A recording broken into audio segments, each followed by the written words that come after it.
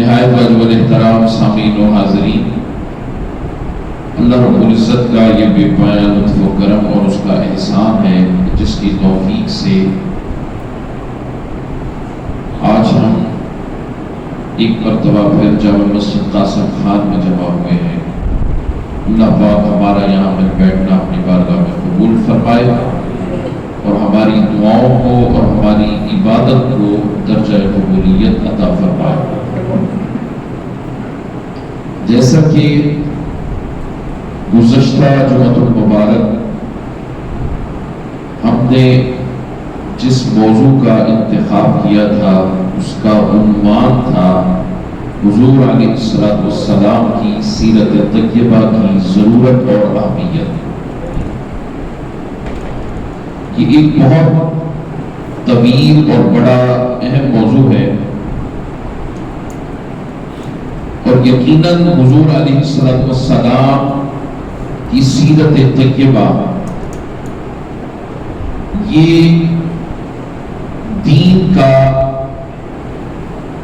جزو لا ينفک ہے اور انسان صرف مسلمان ہی نہیں بلکہ انسان بھی اگر رہنمائی چاہتا ہے تو وہ رسول اللہ صلی اللہ علیہ وسلم کی حیات مبارکہ کو ہی دیکھے گا۔ پوری کائنات میں کوئی ہستی نہ حضور سے پہلے نہ حضور کے زمانہ اقدس میں اور نہ ہی قیامت تک کوئی ایسی پیدا ہوئی نہ ہوگی کہ جس کی زندگی ہر کسی کے لیے نمونہ کامل بنے۔ حضور علیہ السلام کی سیرت طیبہ کے حوالے سے کچھ گفتگو ہم نے پچھلے جمعۃ المبارک میں کی اور کچھ اس حوالے سے کہ حضور علیہ السلام کی سیرت طیبہ کیا ہے اور ہمیں حضور کی سیرت کیا پیغام دیتی ہے، مسلمانوں کو، ایمان والوں کو بالخصوص اور غیر مسلموں کو اور پوری انسانیت کو بالعموم۔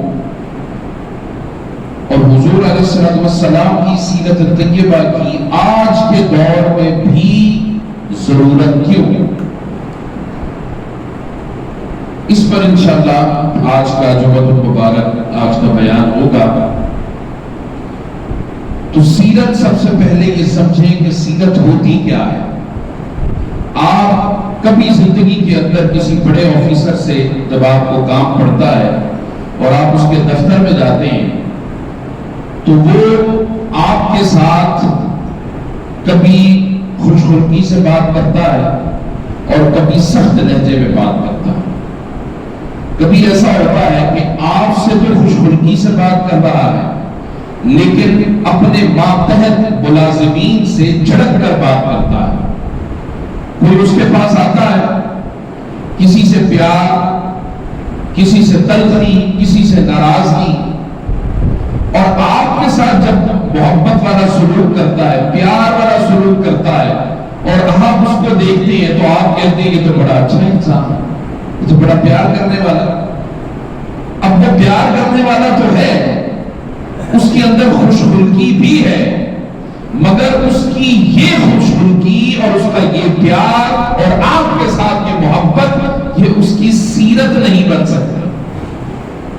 وہ اس لیے نہیں بن سکتی کہ وہ اپنوں کے لیے کچھ اور تھی، پرایوں کے لیے کچھ اور ہے۔ سیرت یاد رکھنے کے انسانی زندگی کے اس عمل کو کہتے ہیں، اس کردار کو کہتے ہیں، اس بیہیویئر کو کہتے ہیں جو اس کی زندگی میں 1 2 3 4 لمحوں میں اس کے ساتھ ایک جیسی نہ ہو بلکہ ان تمام تر امتیازات سے ماورا ہر کس و ناقص، ہر اپنے اور پرائے کے لیے یکساں ہو۔ اور سیرت کا یاد رکھنے تعلق کبھی بھی بناوٹی نہیں ہوتا، وہ تصنع اور تکلف سے پاک ہوتی ہے۔ سیرت انسانی زندگی کا وہ عمل ہے جو اس کی پوری زندگی کا احاطہ کر رہا ہوتا ہے، وہ ہر جگہ یکساں ہوتا ہے۔ کے بعد میں جھانک لیں تو ہم دیکھتے ہیں کہ جس سیرت کی اور جس خلق کی بات ہم کرتے ہیں اور جن اخلاقیات کی اور جس کردار کی بات اور جس بیہیویئر کی بات ہم کرتے ہیں، اب ہمارا بیہیویئر کیا ہے؟ ہم اپنوں سے کسی اور ڈب پر ملتے ہیں، پرایوں سے کسی اور ڈب پر ملتے ہیں، اور جس وقت اپنے مفادات خطرے میں پڑنے لگتے ہیں تو عمر بھر سچائی کی بات کرنے والا، عمر بھر حق کی بات کرنے والا، جب اس کے اپنے مفادات خطرے میں پڑتے ہیں تو وہی سچا شخص جھوٹا نظر آتا، وہی حق کی بات کرنے والا باطل کے ساتھ کھڑا ہوا نظر آتا ہے۔ اسی لیے کہا یک دو رنگی چھوڑ دے، یک رنگ ہو جا، یا سراسر موم یا پھر سنگ ہو جا۔ یہ ہے ہماری سیرت۔ اس لیے فرمایا الذین قالوا ربنا اللہ ثم استقاموا، جن لوگوں نے کہا ہمارا رب اللہ ہے، تو پھر مصیبتیں شروع ہو گئی، تکلیفیں شروع ہو گئی، اذیتیں شروع ہو گئی، آزمائشیں شروع ہو گئی۔ جن لوگوں نے کہا ہمارا رب اللہ ہے، اب وہ ان مصیبتوں پر، ان آزمائشوں پر وہ استقامت کے ساتھ کھڑا ہو جائے۔ کس طرح کھڑا ہونا ہے؟ جس طرح آقا دو جہاں صلی اللہ علیہ وآلہ وسلم آپ کو دیکھا گیا، لوگوں نے احد کے میدان میں آپ کے چہرے پاک پر تیر مارے، پتھر مارے، نیزے مارے، حتیٰ کہ آپ کے دندان مبارک شہید ہوئے اور خون مبارک ٹخنوں تک بھی بہنے لگا۔ صحابہ کرام رضوان اللہ تعالیٰ عنہم اجمعین سیسا پھیلائی ہوئی دیوار بن کر دشمنوں کا مقابلہ کرتے رہے، مگر آقا دو جہاں صلی اللہ علیہ وسلم وہ لوگ کہ جنہوں نے حملہ کیا تھا مصطفیٰ پر، جب بعد میں حضور کے پاس آئے تو حضور نے بدلہ نہیں لیا، بلکہ فرمایا جاؤ مصطفیٰ تمہیں دنیا میں بھی معاف کرتا ہے، آخرت میں بھی معاف کرتا ہے۔ وہ ہندا جس نے آپ کے سب سے محبوب ترین چچا کا کلیجہ مبارک نکالا تھا، میرے آقا کریم صلی اللہ علیہ وسلم نے اس وقت نہیں پوچھا کہ تو نے تو میرے چچا کا کلیجہ نکالا ہے، اب آئی ہو کلمہ پڑھنے؟ نہیں، آقا نے فرمایا اچھا اگر تمہیں یہ توفیق نصیب ہو گئی تو میں محمد عربی صلی اللہ علیہ وسلم تجھے اللہ اور اس کے رسول کا کلمہ بھی پڑھا دیتا ہوں۔ وہاں یہ نہیں بدلے نہیں لیے گئے، حالانکہ حضور علیہ السلام چاہتے تو ان کی گردنیں قلم کر دیتے، مگر نہیں، حضور علیہ السلام نے معاف کر دیا۔ اسی طرح طائف کے گلی کوچے، طائف کے بازار میں آقا دو جہاں صلی اللہ علیہ وسلم اللہ کا پیغام لے کر یا ایھا الرسول بلغ، آپ ہمارا پیغام رسول پہنچا دیں۔ آقا دو جہاں صلی اللہ علیہ وسلم پیغام لے کر طائف کے گلی کوچوں میں جب پہنچے، انہوں نے مصطفیٰ کا استقبال پھولوں سے نہیں کیا بلکہ پتھروں سے مصطفیٰ کریم صلی اللہ علیہ وسلم کا استقبال کیا، گالیاں دی، طعنہ زنی کی، اعتراضات کیے۔ آقا دو جہاں صلی اللہ علیہ وسلم آپ کے چہرہ پاک زخمی ہو گیا، آقا کا خون مبارک ٹخنوں تک اسی طرح بہنے لگا جیسے میں نے بتایا پہلے۔ حضور علیہ السلام اس وقت آپ کی حالت اتنی غیر ہو گئی کہ آپ زمین پر گرے۔ حضرت جبرائیل امین تشریف لائے، عرض کرنے لگے یا رسول اللہ، یا حبیب اللہ، میں امانت دار ہوں جبرائیل، مگر مجھ سے بھی نہیں رہا گیا، آقا حکم دے یہ پوری بستی طائف کی وسط آسمان تک اٹھاؤ اور ایسی پلٹوں کے کبیر میں سے کوئی شخص بچ نہ سکے۔ آقا نے فرمایا نہیں، اس وقت آقا نے فرمایا انما بعثت رحمتا، مجھے تو سراپا رحمت بنا کر بھیجا گیا۔ یہ دیکھیں حضور کی سیرت ہے صلی اللہ علیہ وسلم۔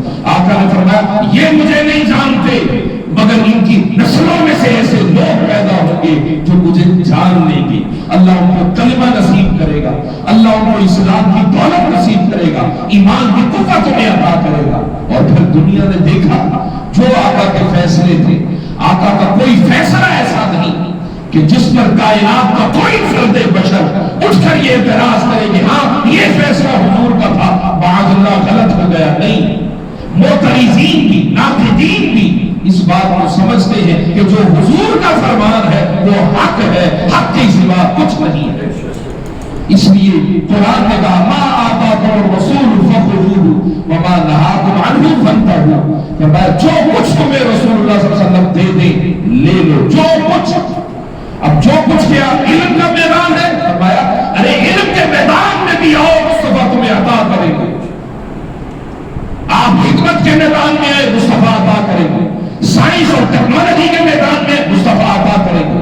فلسفی کے میدان میں، علم کا جو بھی میدان ہو، حکمت و دانائی ہو، جو بھی ترقی پذیر ممالک جہاں جہاں پہنچے، سماجی اعتبار سے، معاشی اعتبار سے، اقتصادی اعتبار سے، سیاسی اعتبار سے، حتیٰ کہ عسکری اعتبار سے بھی اگر کسی نے سمجھنا ہے تو سیرت مصطفیٰ کو سمجھے۔ چائنا والوں نے کہا، ان سے پوچھا بتاؤ تم نے یہ جو جنگ جیت لی ہے، یہ جو کامیاب ہوئے، تمہارا ملک آزاد ہو گیا، تو بتاؤ یہ کیسے کیا؟ انہوں نے کہا بدر کے میدان میں تفکر مصطفیٰ، حسن تفکر مصطفیٰ۔ ارے جو محمد عربی نے جس حکمت عملی کے ساتھ دشمنوں کا مقابلہ کیا اور لوگ کم مرے، اس جہاد سے لوگ کم گئے، مگر اللہ پاک نے آپ کو ترقی عطا فرمائی اور آپ کو کامیابی اور نصرت عطا فرمائی۔ کہا کہ ساری باتیں تو ہماری سمجھ میں آ گئی، حضور کی حکمت عملی، مگر یہ بات سمجھ میں نہیں آئی کہ حضور نے جو یہ فرمایا کہ یہ شخص یہاں مرے گا وہ وہیں پر مرا، وہ اتبا یہاں مرے گا مرا، ولید یہاں مرے گا مرا، نشان دہی بھی فرما دی۔ یہ نشان دہی آج تک ہماری سمجھ میں نہیں آئی، وہ اس تحقیق میں ہے۔ تو حضور علیہ السلام آج بھی کینیڈا کے اندر بچے نیو بورن بیبیز ہوتے ہیں، ان کے لیے کچھ وظیفے مقرر کیے ہوئے۔ آپ باہر ملکوں میں جائیں، آپ حیران ہوں گے کہ وہ جو وظیفہ مقرر کیا ہوا ہے وہ کس قانون کے تحت؟ وہ قانون عمر کا قانون ہے، حضرت عمر فاروق رضی اللہ عنہ، عمر لا سے کہتے ہیں۔ انہوں نے چھپایا نہیں، بتایا کہ دیکھو مسلمانوں، ہم بھی تمہارے محمد عربی صلی اللہ علیہ وسلم کی وہ جو سیرت طیبہ کا باب ہے حضرت عمر فاروق رضی اللہ تعالیٰ عنہ کی صورت میں آج ہم نے یہاں پر امپلیمنٹ کر رکھا۔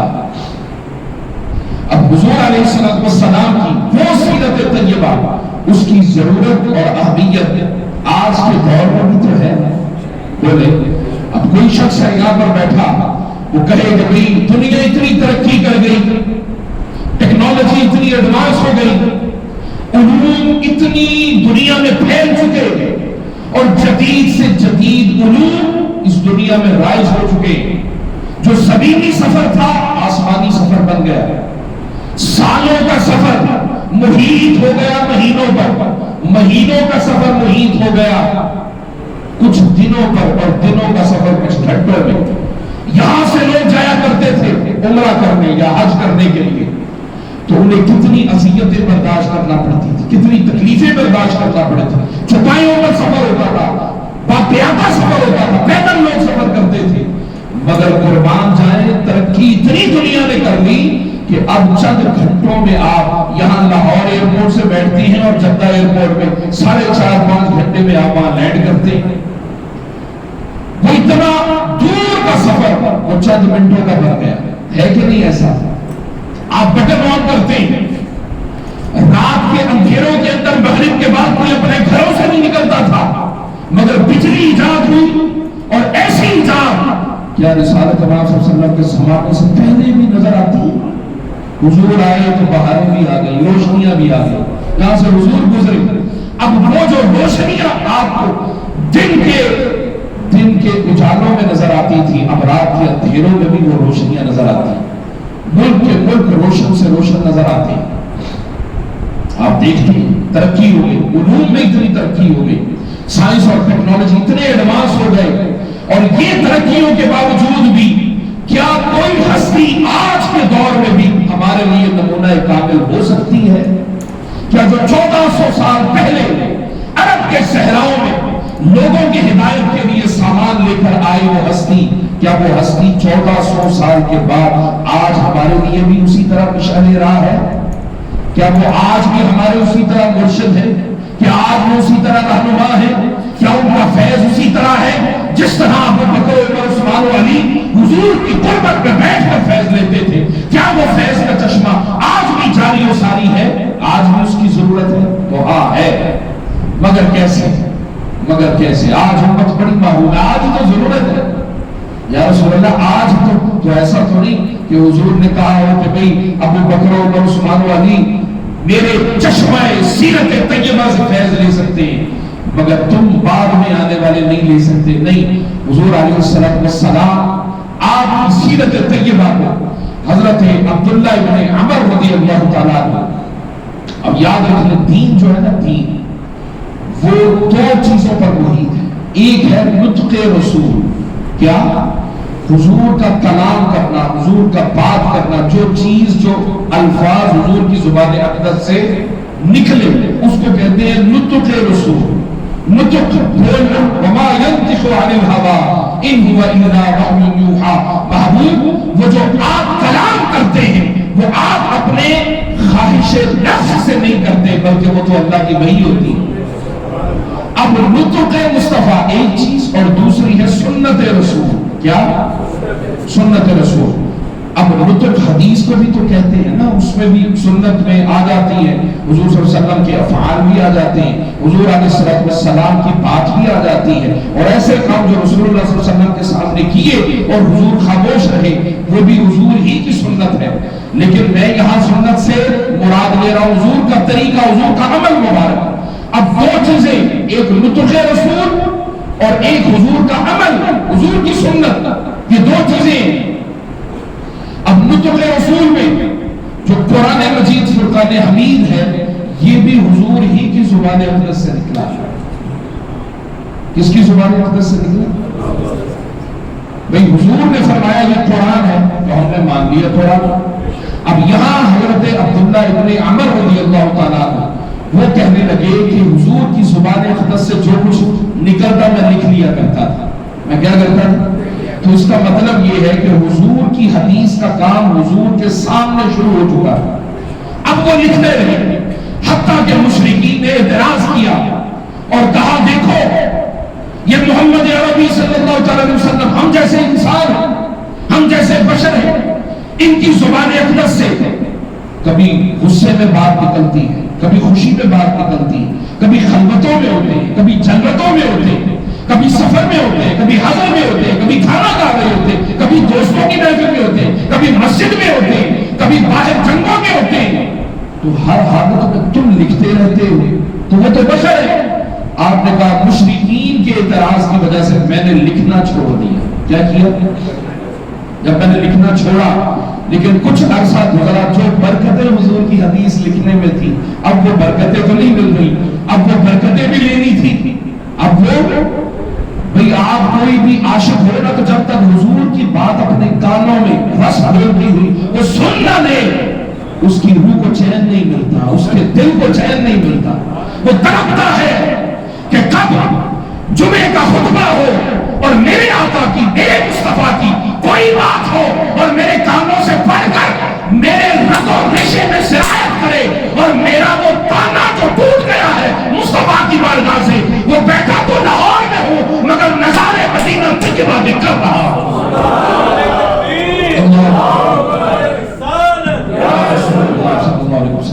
اب وہ جو حضرت عبداللہ ابن عمر کو لذت ملتی تھی اب وہ طرف مصطفیٰ کی بارگاہ میں پہنچے، یا رسول اللہ، یا حبیب اللہ۔ آپ نے پوچھا عبداللہ ابن عمر کدھر آئے ہو؟ یا رسول اللہ آپ کی حدیث لکھا کرتا تھا، آپ کی حدیث لکھتا تھا۔ اب مشرکین نے اعتراض کیا کہ وہ تو تمہارے جیسے ہمارے جیسے بشر ہیں، ہم جیسے کلام کرتے ہیں، کبھی خلوتوں میں، کبھی جلوتوں میں، کبھی ناراضگی میں، کبھی غصے میں اور کبھی نرمی کے ساتھ بات کرتے ہو، تم لکھ لیتے ہو ہر بات۔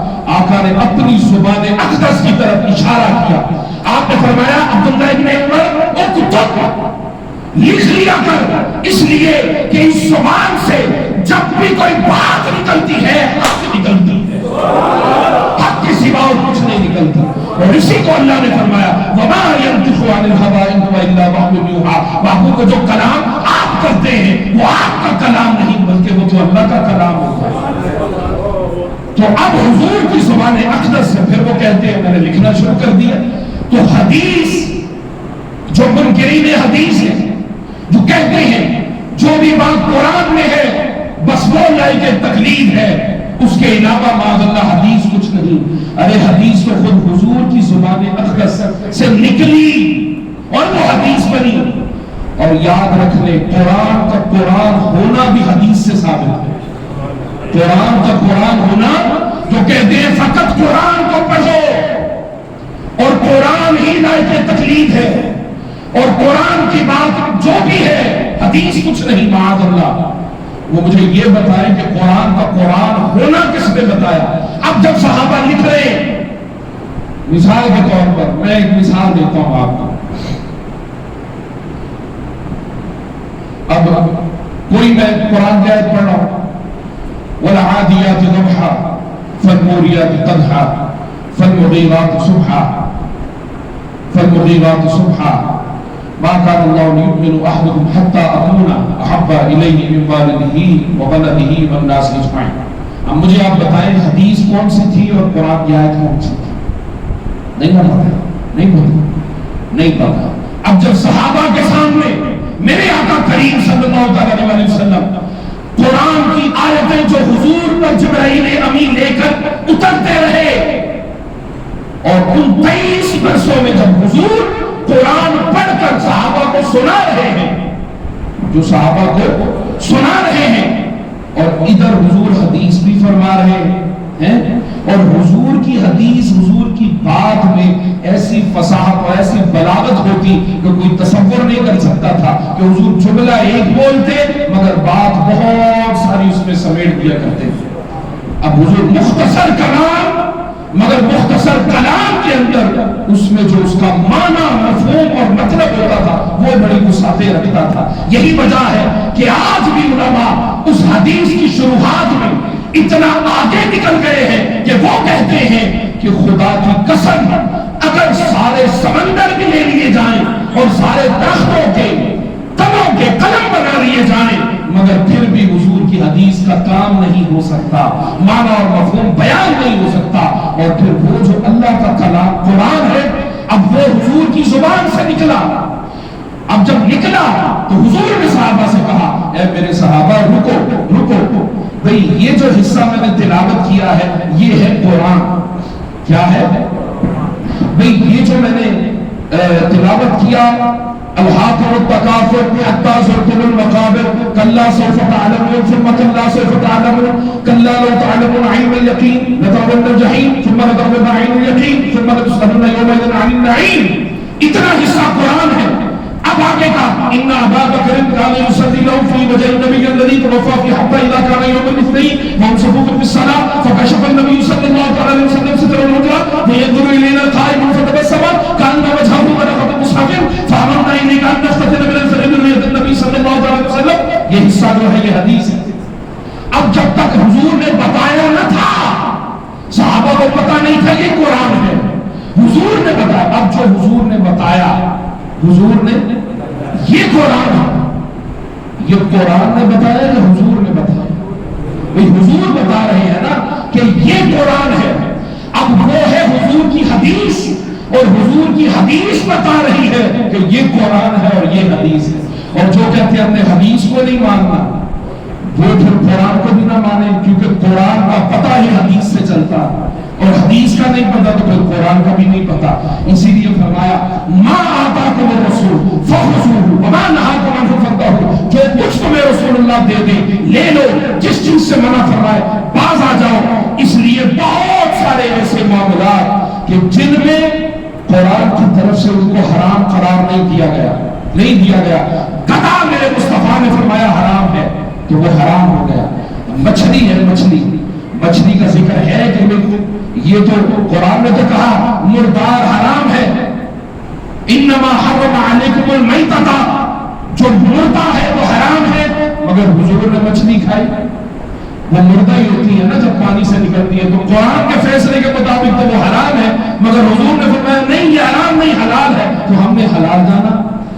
تو حضور علیہ السلام کی بات جو ہے, نطق جو ہے, اس کے دو حصے ہیں. ایک ہے قرآن, ایک کیا ہے جو حضور کی زبان اقدس, اور ایک ہے حدیث. یہ ہے حضور کا نطق مبارک. یہ دین کا ایک آدھا حصہ یہ بنا نطق رسول, اور آدھا حصہ بنا حضور کی سنت, حضور کا عمل مبارک. اور وہ جو حضور کا عمل ہے نا, وہ بھی حضور کا عمل نہیں بلکہ وہ بھی اللہ کا عمل ہے. جیسے آپ نے کنکریاں پکڑی پھینکی, فرمایا وما رمیت اذ رمیت ولکن اللہ رمی, محبوب جو کنکریاں آپ نے پھینکی آپ نے نہیں بلکہ وہ تو اللہ نے پھینکی. تو فعل تھا حضور کا, مگر نسبت حضور کی طرف نہیں, نسبت اپنی طرف کر لی. فرمایا ید اللہ فوق ایدیہم, وہ جو حضرت عثمان غنی کو بھیجا نا وہاں صلح حدیبیہ, اور آپ مکہ مکرمہ گئے, اور پیچھے سے فرمایا یہ جو ہاتھ ہے یہ عثمان کا ہاتھ ہے. اللہ نے فرمایا مصطفیٰ آپ کا ہاتھ تو عثمان کا بنا, مگر آپ کا ہاتھ آپ کا نہیں بلکہ وہ اللہ کا ہاتھ ہے. آپ کا ہاتھ ہے, اور ان کے ہاتھوں پر فرمایا اللہ کا ہاتھ ہے. تو حضور کا ہاتھ مبارک بھی جس سے حضور کام کرتے وہ بھی فرمایا بابو وہ آپ کا نہیں بلکہ وہ, تو نطق رسول بھی اس کی نسبت بھی اللہ کی طرف, اللہ کی وحی کی طرف. اور وحی آپ نے پڑھی ہوگی, میٹرک کی کتابوں میں بھی پڑھی ہوگی, گریجویشن میں بھی پڑھی ہوگی. اس کی دو قسمیں, وحی مطلوب اور وحی غیر مطلوب. ایک وہ وحی جس کی تلاوت ہوتی ہے وہ قرآن ہے وہ بھی وحی, اور وحی غیر مطلوب اس کی تلاوت تو نہیں ہوتی وہ حدیث ہے, مگر ہے وہ بھی وحی ہے. دونوں وحی, مگر ایک اللہ کا کلام بن گیا اور ایک مصطفیٰ کی حدیث بن گئی. ٹھیک ہے. اب یہ جو حضور علیہ السلام کی طرف سے ہمیں دین ملا, حضور کی سنت کی صورت میں اور قرآن کی صورت میں اور حدیث کی صورت میں, یہ جو دین ملا ہے اس کے لیے فرمایا فلا وربک لا یؤمنون حتی یحکموک فیما شجر بینہم ثم لا یجدوا فی انفسہم حرجا مما قضیت ویسلموا تسلیما. فرمایا ہرگز نہیں محبوب, آپ کے رب کی قسم یہ اس وقت تک ایمان والے نہیں ہو سکتے جب تک اپنے تمام معاملات کے اندر آپ کو محبوب اپنا حکم و حاکم تسلیم نہ کر, آپ کو تسلیم نہ کر, آپ کے عمل مبارک کو تسلیم نہ کرنا, آپ کے نطق پاک کو تسلیم نہ کرنے, اور پھر ان کے دلوں میں حرج ہو. فرمایا ایمان کی فکر کریں. اگر دل میں حرج ہے کہ مصطفیٰ کی بات پرانی ہو گئی, آج کے دور میں ضرورت نہیں, دین پرانا ہو گیا, آج کے دور میں ضرورت نہیں, آج دنیا ترقی کر گئی, علوم ترقی کر گئے, فنون ترقی کر گئے, دنیا یہاں سے چاند اور چاند سے آگے بلیک ہولز تک پہنچ گئی, اور تم بات کرتے ہو صحرائے عرب میں آنے والے ایک ہستی مبارک ہستی محمد عربی کی. ارے یاد رکھ لو حضور کی سیرت طیبہ, حضور کی بات, حضور کا کلام مبارک وہ صرف 1400 سال پہلے ہی تر و تازہ نہ تھا بلکہ آج بھی تر و تازہ ہے, اور قیامت تک ہمیشہ چاہے لاکھوں کروڑوں سال ہی کیوں نہ بیت جائے مصطفیٰ کا کلام ہمیشہ تر و تازہ رہے گا. کیسے رہے گا؟ ایک تو وہ ایمان کی باتیں ہو گئی نا. اب حضور کی سیاست کو دیکھیں, سیاست مصطفیٰ صلی اللہ علیہ وسلم, آپ کی 13 سالہ زندگی مکہ کے اندر دیکھیں تو حضور کی تربیت کا انداز ہی انوکھا اور نرالا تھا. قربان جائے, انفرادی طور پر تربیت تھی. ایک شخص آیا ایماندار, حضور نے انفرادی تربیت کی. دوسرا آیا انفرادی تربیت, تیسرا آیا 13 سال کی حیات مبارکہ اور جد و جہد مسلسل, اور میرے آقا کریم صلی اللہ علیہ وسلم کی اس تربیت نے یہ کمال کیا کہ آقا نے 13 سال کے بعد کہا انفرادی تربیت ہو چکی تمہاری, اب آؤ مدینہ چلتے ہیں اور تمہاری اجتماعی تربیت کرو. آقا دو جہاں صلی اللہ علیہ وسلم 13 برس کے بعد 10 سالہ مدینہ طیبہ کی زندگی گزارنے کے لیے جب مدینہ میں داخل ہوئے تو آپ نے فرمایا او ایمان والو سنو, سارے کے سارے جی یا رسول اللہ لبیک, ہم حاضر ہیں, ہم حاضر لبیک یا رسول اللہ صلی اللہ علیہ وسلم, ہم حاضر. آقا نے کہا لبیک لبیک لبیک لبیک یا رسول اللہ صلی اللہ علیہ وسلم. وہ اپنے ساتھ کسی کو بیٹھنا گوارا نہ کروائے. حضور کی کرم نوازیاں دیکھیں. آپ نے فرمایا انصار صحابہ سے اور تمہاری زمین کتنی ہے؟ کسی نے کہا 2 کنال، کسی نے کہا 1 ایکڑ، کسی نے کہا یا رسول اللہ کاروبار ہے تھوڑا ہے. فرمایا یہ جو مہاجرین تمہارے بھائی ہیں نا ان کو اپنے ساتھ ملا لو، آدھا خود کھاؤ آدھا انہیں کھلاؤ. یہ حضور نے تقسیم مواخات مدینہ جسے کہتے ہیں. اور ادھر بھائی ایک مہاجر کو دوسرے انصاری کے ساتھ ان کا بھائی بنا دیا. جہاں حضرت مولا علی نے کہا سب کو بھائی بنا دیا ہے اور یا رسول اللہ میں فرمایا تو دنیا میں بھی میرا بھائی ہے تو آخرت میں بھی میرا بھائی. یہ وہ مواخات مدینہ ہو. اور مواخات مدینہ کے بعد میرے آقا نے اجتماعی طور پر تربیت کی. آقا دو جہاں صلی اللہ علیہ وسلم نے حضرت بلال حبشی کو کہا اے بلال اب مدینہ طیبہ کے گلی کوچوں سے کوئی بھی ایمان والا آتا ہے یا کوئی بھی آتا ہے اور آ کر کہتا ہے میرے تن پر کپڑا نہیں، فرمایا بازار سے لے جاؤ میرے نام پر ادھار کپڑا لے لو اس کے تن پر پہنا دو. یہ روٹی کپڑا مکان کا تصور کائنات میں سب سے پہلے دینے والا اگر کوئی آیا تو وہ محمد عربی صلی اللہ علیہ وسلم. آقا نے فرمایا جو کوئی 2 روٹیاں کھاتا ہے پیٹ بھرتا ہے یا 2 لوگوں کا کھانا ہے فرمایا وہ 4 کے لیے کافی ہے. اگر 4 کا ہے تو فرمایا 8 کے لیے کافی ہے. یعنی کھانے کی تقسیم کر دی. کوئی آ گیا یا رسول اللہ صلی اللہ علیہ وسلم میں کیا کروں میری ماں فوت ہو گئی. آقا دو جہاں صلی اللہ علیہ وسلم نے صدقہ اور خیرات کا نظام چلا دیا. فرمایا کنواں کھودواؤ وہ کنواں تو کھودے گا مگر ثواب تیری ماں کو ملے گا. پہلے امے ساتھ کے نام سے کنواں کھودوا دیا اور کئی کنویں مصطفیٰ نے کھودوائے. عثمان غنی آئے یا رسول اللہ صلی اللہ علیہ وسلم لوگوں کو پانی کا انتظام اگر کر دوں تو کیا ملے گا؟ آقا نے فرمایا جنت تیرے قدم چومے گی اور کیا ملے گا؟ ارے جنت انتظار کر رہی ہے. عثمان غنی نے یہ نہیں دیکھا کہ کنواں یہودی سے خرید رہا ہوں دولت کا کیا بنے گا، پیسوں کا کیا بنے گا، آگے آئے گا یا نہیں آئے گا. بس آقا نے فرمایا عثمان کنواں ایمان والوں کو دے اور جنت تجھے میرا رب عطا کرے گا. بس دے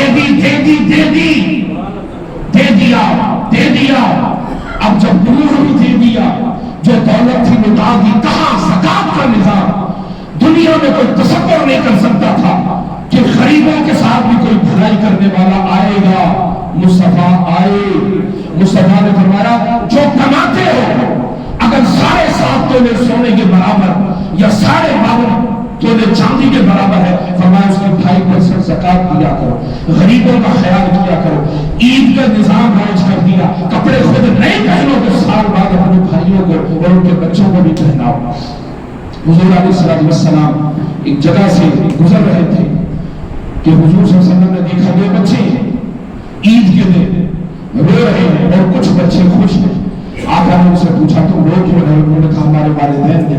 آقا نے فرمایا کوئی بات نہیں آؤ میرے ساتھ. حضور نے کندھے پر اٹھایا گھر لے گئے اور گھر لے جا کر آقا دو جہاں صلی اللہ علیہ وسلم نے فرمایا اے بیٹی فاطمہ اے عائشہ ان کو نہلاؤ. اچھے کپڑے جو حسن و حسین نے پہنے انہیں بھی پہناؤ.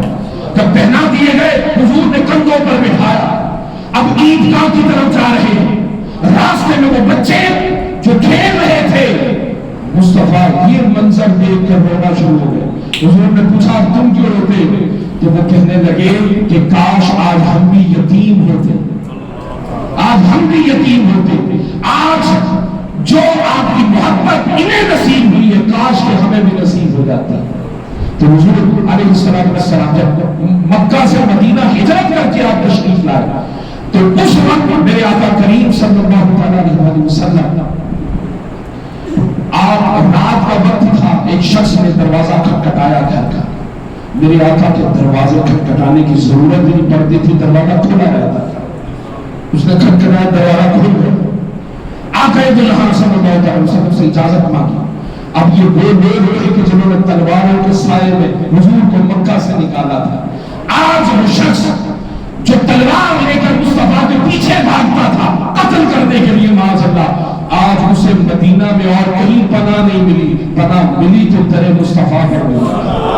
اس حضور کی بارگاہ میں آیا اور کہنے لگا رات وہاں ٹھہرنا چاہتا ہوں. حضور نے نہیں فرمایا ہمارے ساتھ تو وہ کیا تھا, تمہارے ساتھ میں کیا کروں گا, تمہاری نسلیں سوچیں گی. نہیں, حضور نے فرمایا اچھا آ جاؤ.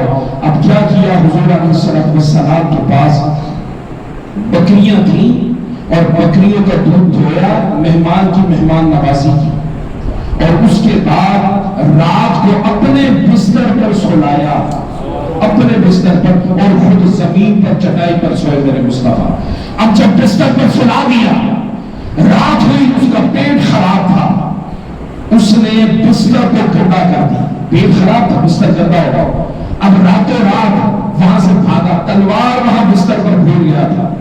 اب کچھ دیر کے بعد اسے یاد آیا وہ تلوار تو وہاں بھول گیا. اب دن کا سورج اپنی آب و تاب کے ساتھ چمک رہا تھا.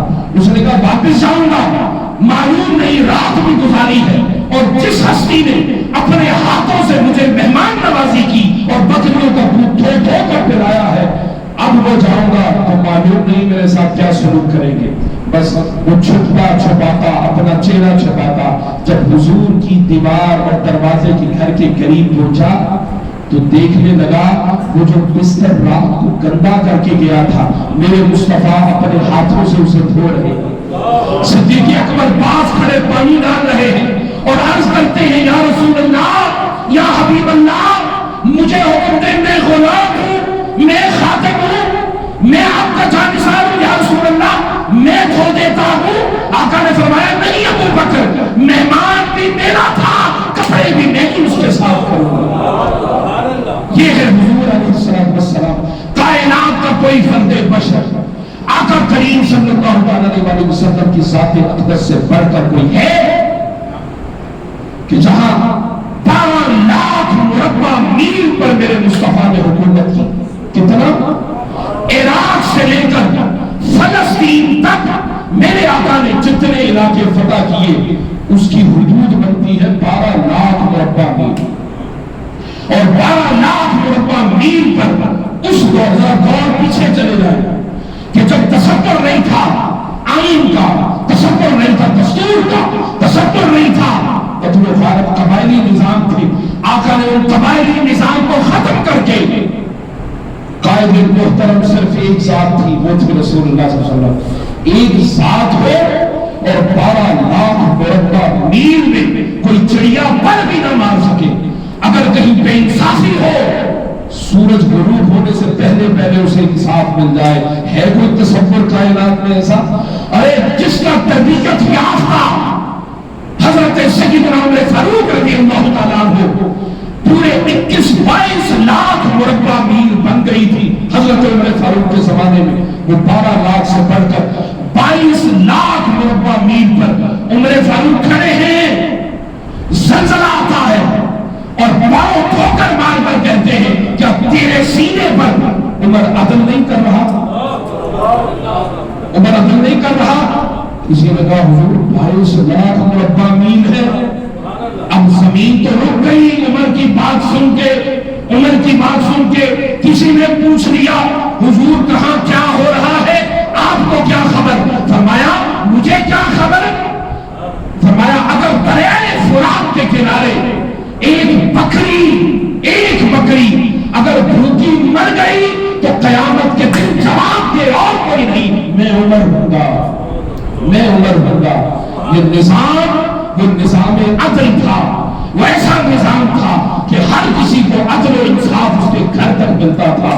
مگر افسوس ایک نظام یہ ہے کہ یہاں پر جس کی لاٹھی اسی کی بھینس, جہاں جو جتنا بڑا گنڈا ہے انصاف اس کے پاس ہے, جو جتنا بڑا بدماش ہے قانون اس کے ہاتھ میں ہے.